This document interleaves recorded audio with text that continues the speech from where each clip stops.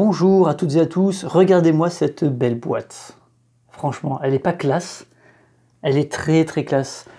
Civolution, un jeu de Stefan Feld. Alors, vous me connaissez, je n'aime pas les jeux, les Eurogames. Je n'aime pas tous les jeux de ces auteurs-là, et Stefan Feld en fait partie. Donc c'est mon premier jeu, et probablement mon seul jeu de cet auteur que j'aurai. Tout simplement parce que il a utilisé une thématique de civilisation, de jeu de civilisation, et donc ça m'intéresse évidemment sur cette chaîne. Donc on sait qu'on part sur un jeu qui n'est pas un jeu de civ, malgré son nom, on le sait, on a bien vu, on connaît l'auteur, on sait les genres de jeux qu'il fait.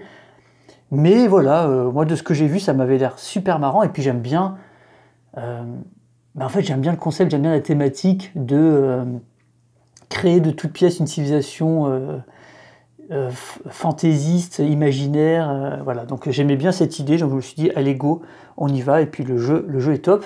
Apparemment, des premiers retours que l'on a, le mode solo a l'air top aussi, donc aujourd'hui on va regarder un petit peu ce qu'il y a dans cette boîte. Donc je vais ouvrir le... Alors je n'ai pas du tout regardé encore, j'ai juste enlevé le petit plastique, parce que ce plastique ça fait du bruit quand on le défait en direct. Alors déjà, ce que j'avais pas vu, c'est que déjà il y a en fait un mode d'emploi pour le rangement, et on voit qu'il y a des boîtes.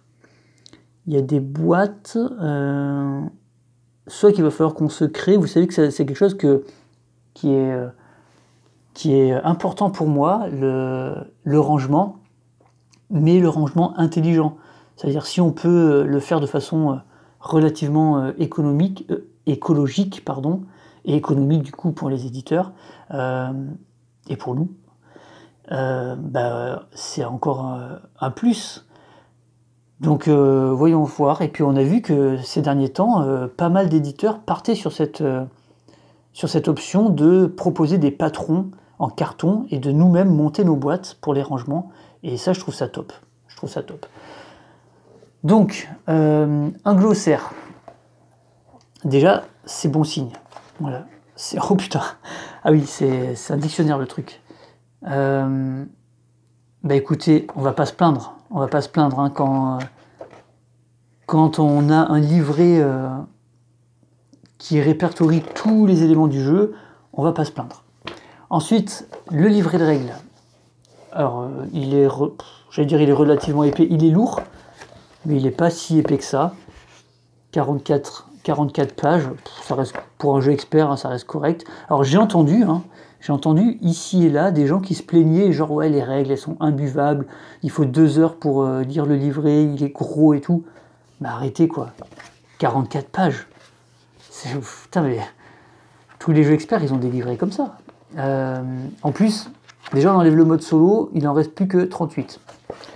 Donc ça c'est plutôt un bon point. On a un jeu qui nous propose des règles solo qui ne font pas une demi-page, donc ça veut dire qu'il y a quelque chose qui a été bien pensé, bien réfléchi, donc on va pas se plaindre nous en tant que joueur solo. Et puis 38 pages, moi les règles je les ai déjà lues, j'avais déjà téléchargé le livret et j'ai lu les règles. En fait quand on se plaint de la longueur des règles, c'est de la mauvaise foi, parce que soit on l'a pas lu, parce qu'en fait c'est un jeu où il y a énormément de règles et d'actions à effectuer. Et en fait, dans le livret, toutes les actions sont reprises une par une, et elles sont toutes expliquées une par une. Donc c'est pas les règles qui sont longues, c'est juste qu'il y a tout dedans en fait. Et donc les actions, on n'est pas obligé de toutes les lire en détail au début.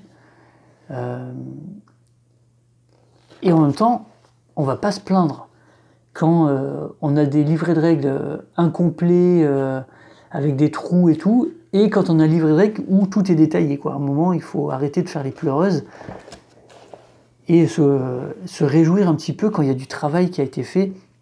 Ce livret de règles, pour l'avoir lu, alors certes, si on le lit tout d'une traite, c'est un peu long, c'est normal. Mais il est super bien fait, et en fait, tout est extrêmement bien détaillé, en fait. Donc c'est ça l'idée. Donc ça, pour moi, c'est un bon point. Hop. Ensuite, des jetons à dépuncher, et j'aime bien aussi, regardez, ils ont fait une petite encoche là pour prendre les plateaux. C'est cool ça. On sent que l'édition, c'est... Alors, qui a édité? C'est alors Deep Print en anglais. Et est-ce que c'est Grey Games en français? Je connais pas. Grey Games. Enfin, on sent qu'on se fout pas de notre gueule, quoi. Alors le jeu, je pense qu'en boutique, il est à 80 € hein, quand même. Donc ça fait déjà partie du bon gros jeu, quoi. Sur Ludum, forcément, il est à 60, on enlève 10%, bah 72. Donc effectivement, c'est du bon gros jeu avec beaucoup de matériel et voilà. Donc des trucs à dépuncher. Donc ça, c'est toutes les tuiles d'action. Typique d'un Eurogame, hein, vraiment, avec des icônes. Alors moi qui n'aime pas les Eurogames, hein, je déteste ça, je déteste aussi les jeux calculatoires. Et les jeux à l'allemande, en particulier. Donc là, je devrais détester ce jeu. Mais en fait, comme il est coloré, c'est clair, en fait, c'est pas surchargé, c'est pas austère, c'est juste épuré, quoi. C'est sobre. Donc là, en fait, moi, je suis emballé. Quand je vois ça, je suis emballé. Donc on met ça de côté, on va pas le détailler. Une planche en carton pour protéger ou pour maintenir. Bah écoutez, pourquoi pas. Ça, je vais la garder, ça me servira. Ensuite, on a alors 2 plateaux. Je vois qu'il y a des boîtes et les boîtes sont déjà faites. Donc on a des plateaux... Vous voyez, les plateaux, ils sont beaux en fait. C'est coloré, voilà. On voit qu'il y a des pistes, il y a des endroits où mettre des jetons. J'aime bien. C'est très très beau. Et là, il y a donc là, c'est le tour, en fait, le tour d'une manche. Alors, en fait, c'est ça, c'est qu'en fait, ça fait peur quand on voit ça. Et les plateaux joueurs, je sais qu'ils font peur aussi au premier abord, mais quand on voit ça, on se dit, mais oh là là, ça va être... Mais en fait, parce qu'une manche, il y a 8 phases dedans. Mais genre les 3 premières phases, c'est juste piocher des cartes. Enfin, c'est retourner des nouvelles cartes, des nouvelles tuiles. Donc les 3 premières phases, elles se font en 30 secondes maximum. Après, il y a des actions, donc on fait nos actions. Et après, c'est encore des petites phases qui sont très petites. Alimentation, c'est nourrir nos populations, donc c'est défausser des jetons. Phase événement, c'est juste résoudre l'événement en cours. Et phase revenu, c'est recevoir les revenus. Donc en fait, il y a 8 phases, certes, mais il y a une phase d'action, et tout le reste, c'est des petits trucs. Donc ça va... Enfin voilà, c'est bien foutu, quoi. Ensuite, on a quoi? Wow, et après, on a carrément des livrets récapitulatifs par joueur. C'est incroyable, ça. Ok, donc chaque joueur, il a pas une...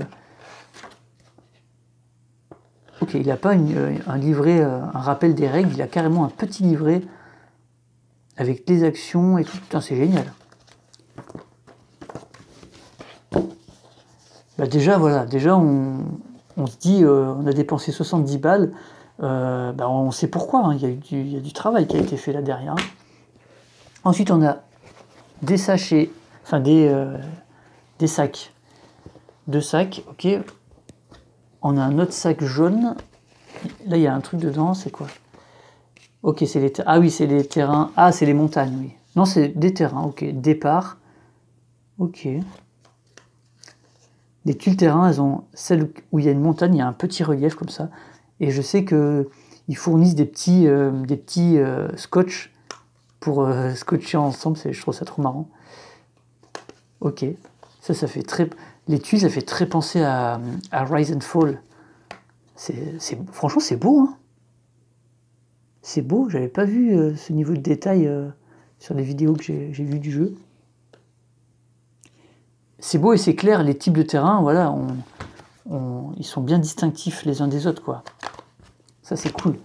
Si on regarde les autres tuiles, ouais, on voit très bien, voilà, forêt, désert, mer, des forêts, des montagnes, voilà. Les couleurs sont bien impeccables. Ça, c'est pour mettre autour du plateau. Et ensuite, là-dedans, qu'est-ce qu'on a? On a des boîtes, en fait. Ok, donc on a déjà les boîtes par joueur qui sont faites par couleur de joueur. Voilà. Donc on va prendre le joueur bleu. Donc on n'a même pas nous-mêmes à monter nos boîtes. Voilà, c'est déjà tout fait avec tous les pions du joueur bleu.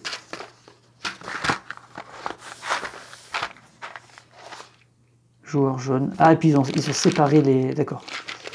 Ok, donc on va juste dispatcher ça. Joueur rouge.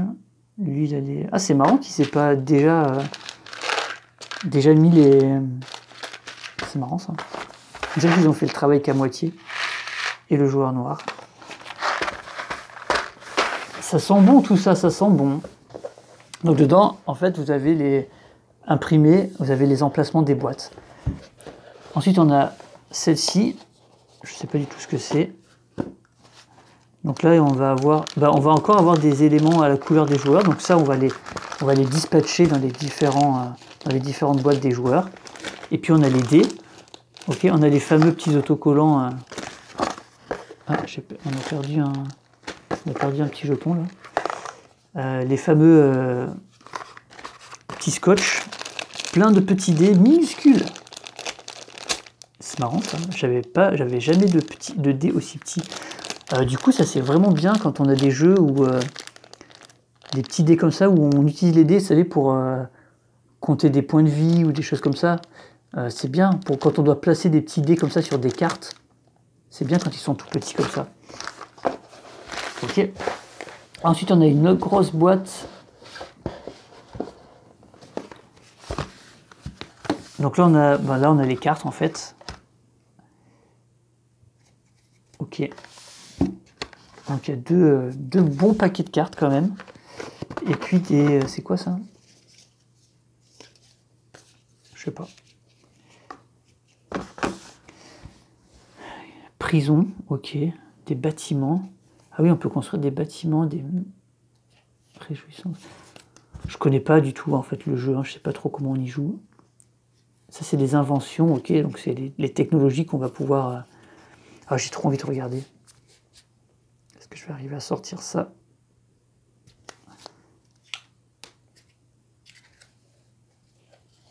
Alors, on va pas déjà commencer à juger le jeu par rapport à sa thématique, mais j'ai bien envie de regarder. Donc on a les inventions. Oh, il n'y a pas énormément. Oh, les cartes elles glissent bien, hein. Oh la vache. Alors c'est des cartes tout à fait basiques, hein. Elles ne sont pas tressées. Mais la vache, elle glisse super bien. Alors le compas, la peinture, l'horloge, ok, bon, c'est des inventions quoi. Les lunettes. Alors c'est sûr que quand on voit ça, on se dit qu'est-ce que c'est que ce truc? Mais en fait, ça va donner des points. En fait, c'est un jeu où on joue. Alors, je crois que le pitch, c'est on est des extraterrestres et on passe un examen comment ils appellent ça, de civilo. Comment ils appellent ça? Attendez, je vais vous dire ça. On passe un examen. C'est noté quelque part, je crois.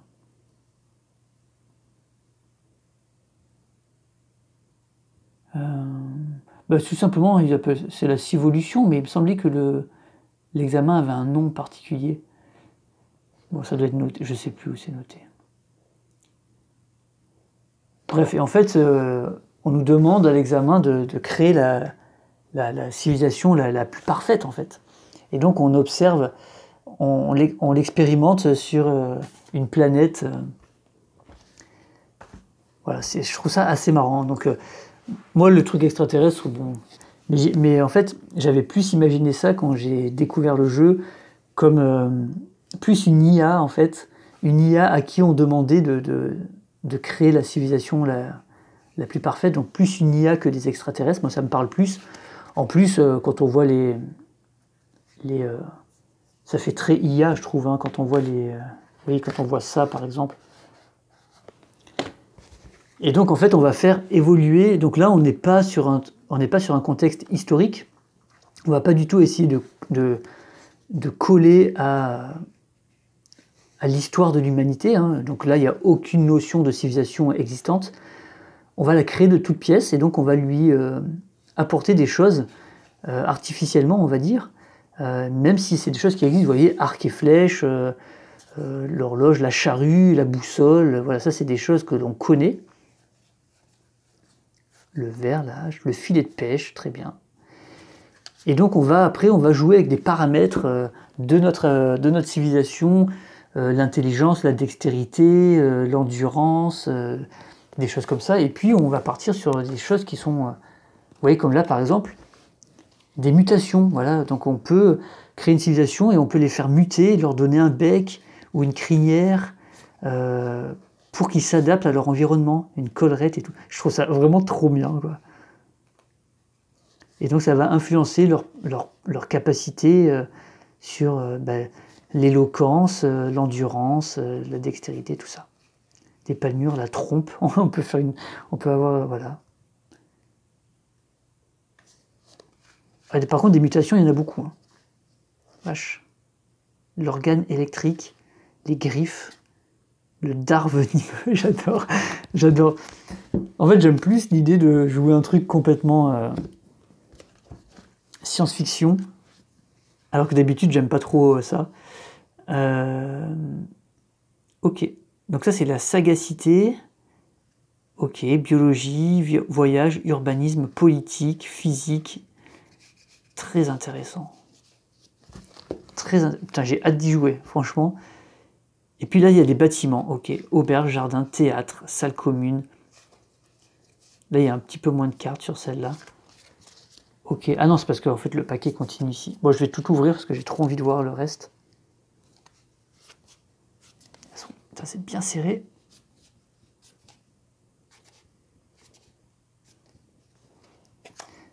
Alors, je vais peut-être pas vous proposer une partie filmée immédiatement, parce que je pense que c'est le genre de jeu où il faut quand même faire quelques parties de son côté. Ah oui, non, les bâtiments, il y en a en fait pas mal. J'ai l'impression que les paquets sont tous de la même taille, là. Ah, j'aurais dû les laisser, elles sont numérotées, attendez. D1, voilà. De D1 jusqu'à D32. Ouais, il y a 32 cartes à chaque fois, ouais, c'est ça. Ça fait des sacrés paquets quand même, hein. Là, on a les exploits, donc est-ce qu'il y en a 32 aussi? Il y en a 32 aussi. Alors, les exploits, on voit, là, c'est...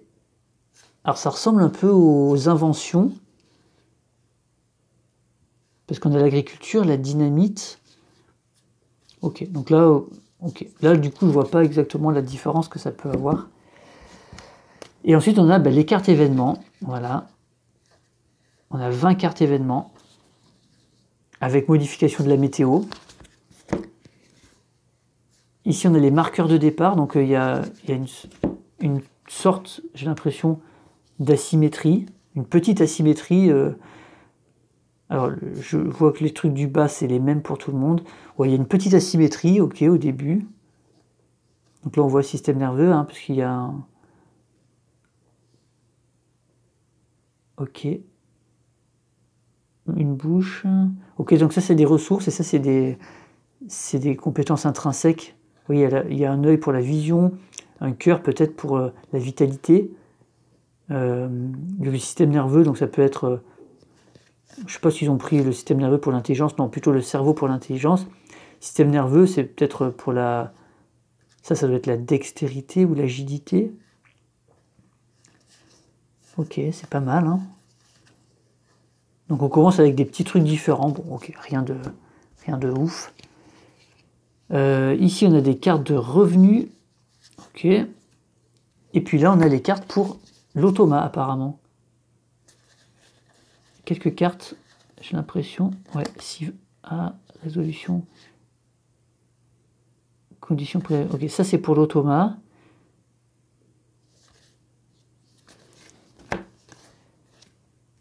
Ça, je pense que tout ça c'est pour l'automa. Ouais, c'est les cartes. Ok, tout ça c'est pour le solo. Pas mal. Pas mal, on a un truc bien... On a un bon paquet de cartes pour le solo. Rien que pour le solo, on a tout ça, quoi. C'est sympa. Très sympa. Et puis, il y a les fameux plateaux joueurs, là. qui sont absolument immenses. Oh, c'est le genre de jeu, tu joues ça à 4, il te faut 2 tables en fait. Alors je vais mettre toutes les cartes de côté.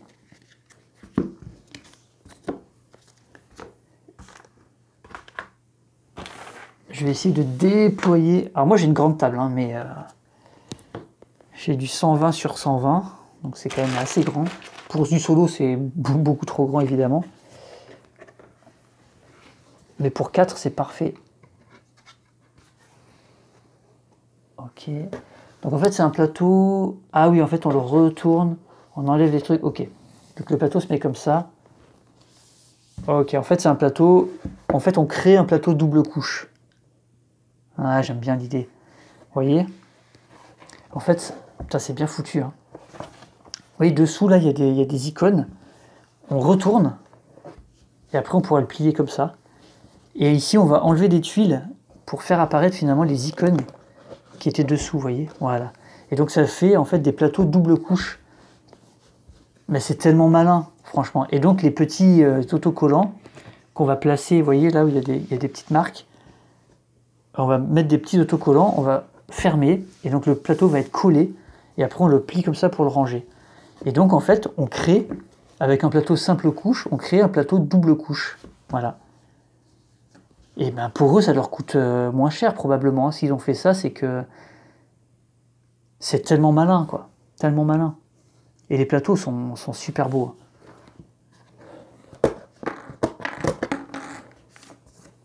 Ouais, vous voyez, regardez, hop.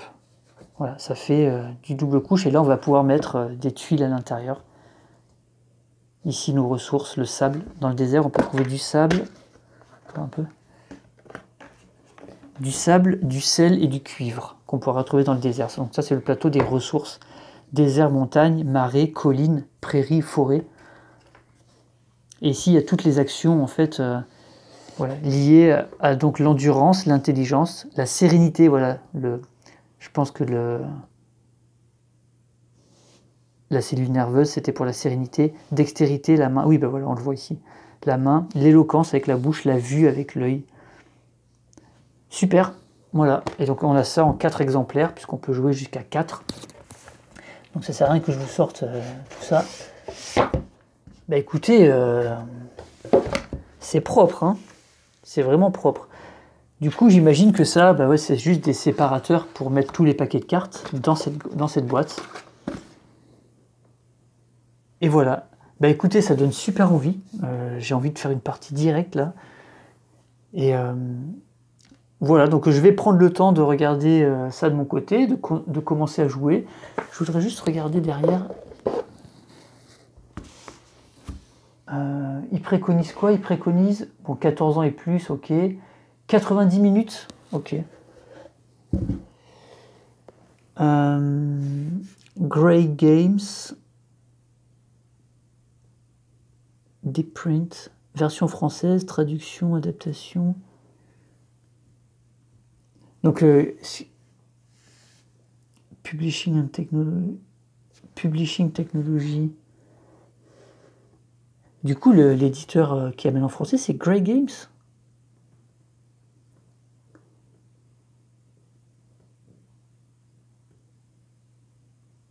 Ok. Bon, très bien.